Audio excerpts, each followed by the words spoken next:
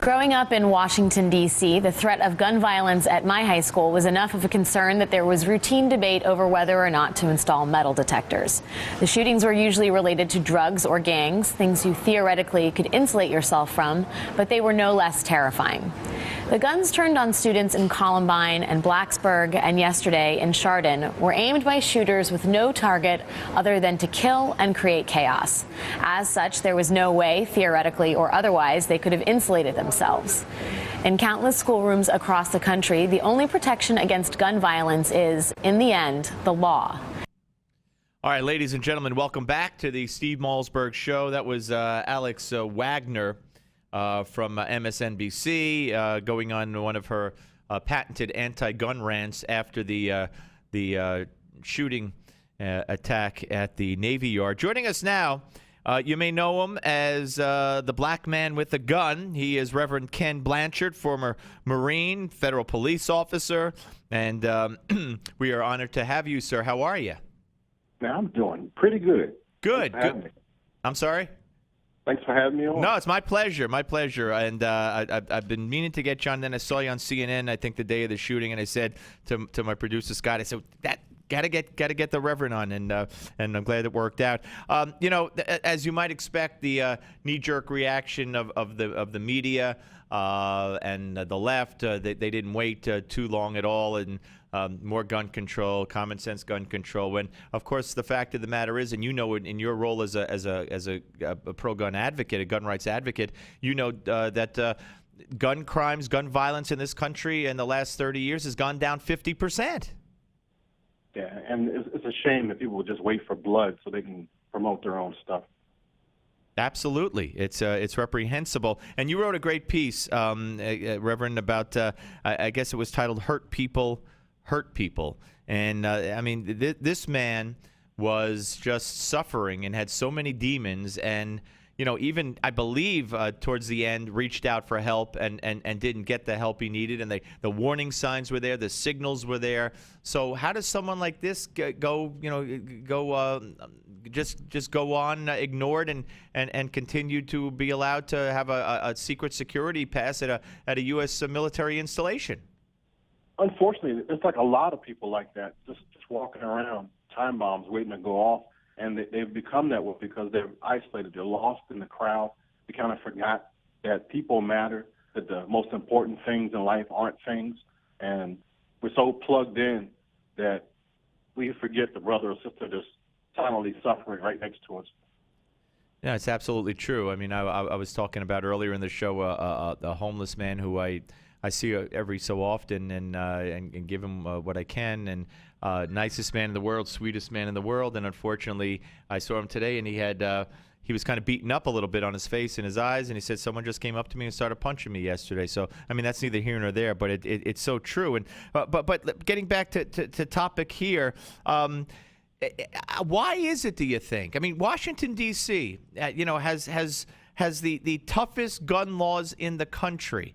And yet the people who come forward, the people who come forward and claim that it's guns, we need more gun control, they know they got to know there's 20,000 gun laws.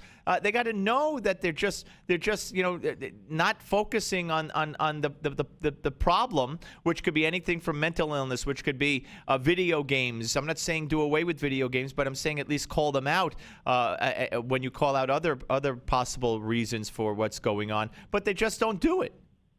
Yeah, it's bad because here in the nation's capital, there's probably at least 50 law enforcement divisions. Every federal building almost has their own security. There is no absence of firearms here, but it's not the law. It's still down to human. You can't.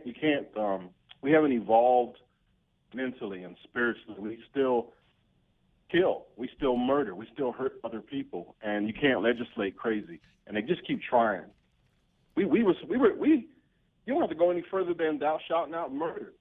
After that, it's moot.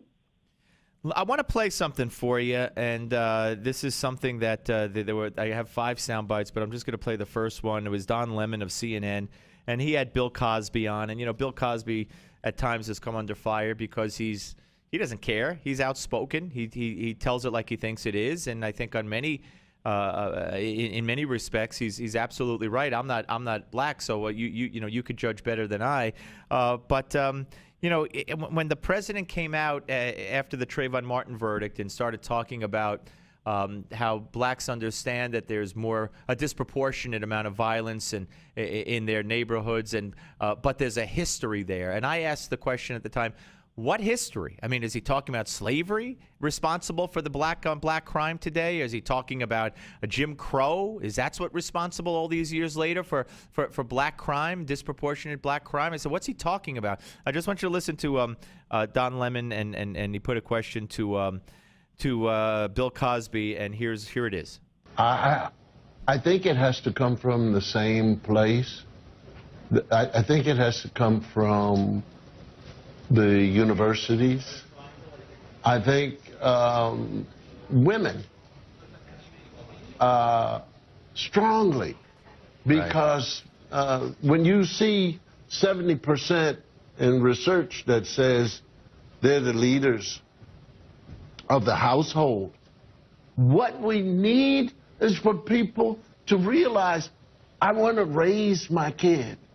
I want to go back and get my 3 kids. I want to take on that responsibility. I want to love my children. And the question was, who should the black leaders be, or who will emerge as the black leaders of the future generation? And he focused on women, and I guess the nurturing instinct that he was referring to talk about what I guess is one of the main problems in the African American community, and although there are more and more single white mothers also, but single black moms or kids growing up without a father. What's different, or actually, I got accused of being like Bill Cosby yesterday, like that was a negative.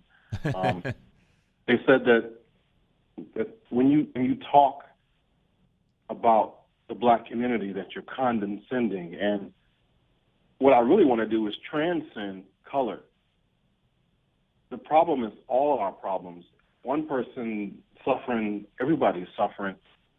I agree with Bill Cosby because my grandmother kept a loaded shotgun in the corner of her kitchen in a small rural area of Tidewater, Virginia, and of the 30 grandkids, there was no accidents, no mistakes, because we all feared my grandmother.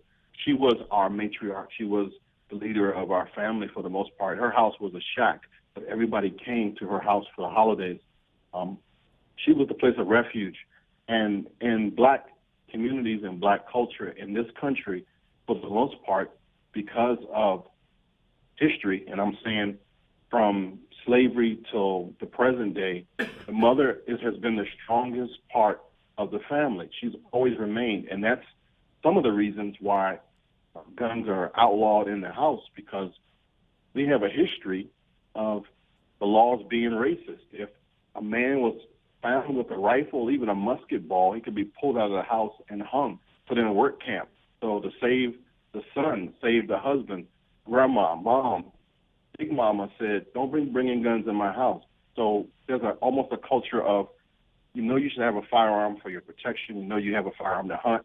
You were former military. You might even been in law enforcement. I mean, this is like every century, but because grandma doesn't like guns, or some grandmothers, then you can't do it.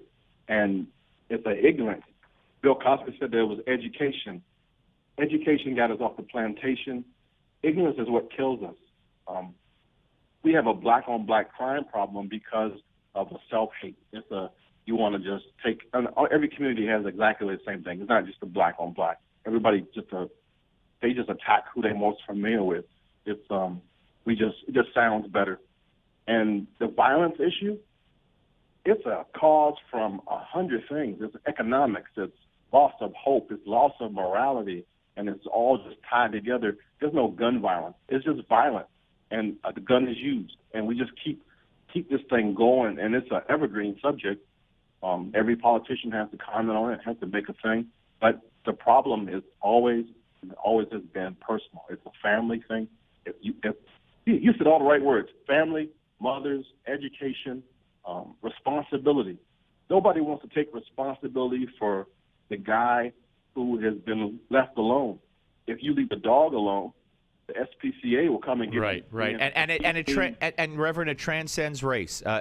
Those are the same words that apply to every race, every family, every setting where there are children and responsibility, and that it applies throughout all communities. And we got to, I guess, everybody has to do a better job.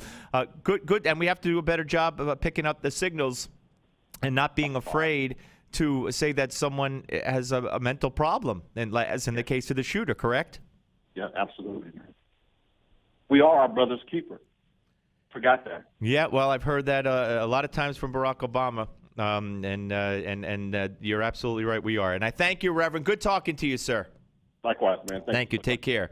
That's Reverend Kenn Blanchard, former. Well, of course, there's no such thing as a former Marine, as any Marine will tell you, known as the black man with a gun.